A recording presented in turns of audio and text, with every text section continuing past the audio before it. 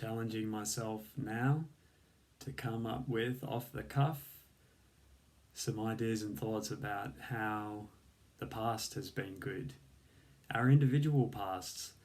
If I look at my own past, I talk about it on the blog in the About page that I had so many symptoms. The younger that we went, the further back in the past, the more symptomatic I was because the more emotional pain I was in. And that was just from growing up in unhealthy environments, in unhealthy relationships. But how can I think that that was good? Well, I do think that that was good now. A good friend was saying to me yesterday how they've had so many different impoverishments in their life and so many difficulties, but that they always learned and they always grew from things, that when something went wrong, they're always trying to work out how can we get it right. And that's something that's been motivating me all these years, is trying to work out, is there a way to get happy? And if I'd just been living a life that was really cruisy and no symptoms and no troubles, I don't know whether I would have had the motivation to get as happy as I have and to have discovered and uncovered this science and to be sharing this science with you.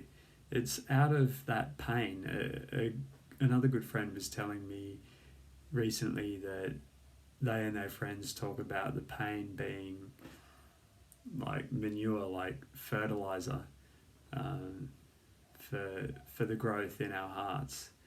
And this is truth.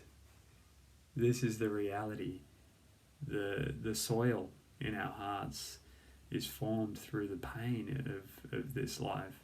It's because of the pains in this life that we need each other, that we are vulnerable, that we need to depend on each other and work together as teams and become people with integrity. Otherwise it doesn't work. It hurts us and it hurts other people.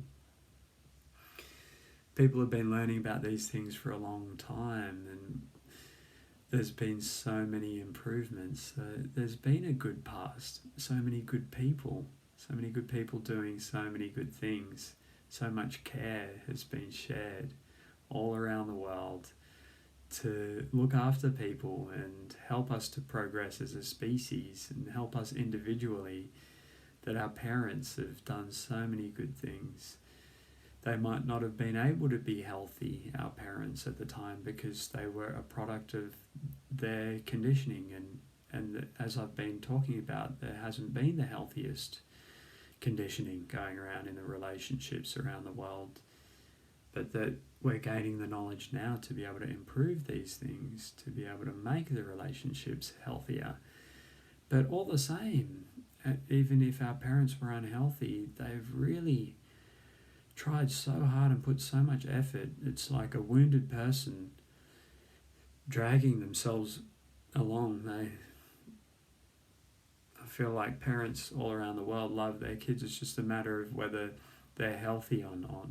How healthy are they as to how much they can show that love and express that love and get that love to be effectively felt and transmitted across to their kids. It's a past where there's more than 7 billion people on the planet now. It's brought us to this point.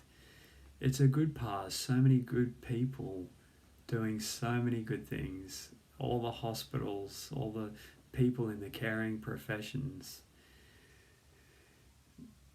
So many actions of caring for people, of selfless generosity that people have been doing, that have been evolving our cultures and sharing, learning and spreading understandings.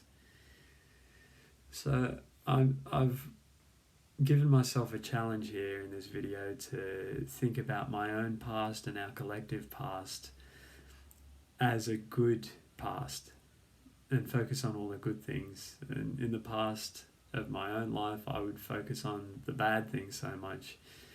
So it's really cool and it's really liberating to focus on the past and be thankful for the good things that I've been able to receive, and to realize and appreciate that the way that we live and we take for granted nowadays is like what a person, a king or a queen or an emperor would have lived in houses like these. Even though my house is just a small house, probably it was like a palace back then. Going to some historical places, seeing houses, seeing that the way they would, like their toilet technologies, like that they had this, I don't know what it was, like made out of sheep wool or something, that reusing this to clean their bottoms, and reusing the bath water, everybody in the family having to get into this tiny bath. And I can't remember who was, I think the father was the one who'd get the first bath, and then the youngest one, and the kid in the family, would get the bath after everybody else's dirt was in there. How can we think that was a good past? I'm saying we can, that there was a lot of progress even to make it to that point, that people were getting into hygiene, and look how far we've got now. We've got toilet paper, and we've got running water, and we can spread this and make it more common. So I'm saying it's a good past. It's been building up to now, and many, many good things that we've done ourselves. It's good to think back on the good things that we've done. It's good to think back on the good things other people have done. And it's good to think back on all of the good progress that we've been making, all of us together. And in that way we can think, wow, that was a good past. And I wouldn't change a thing, even though there's been so many hardships. We're learning from it, we're growing from it, and we're making it better. So thank goodness for that past.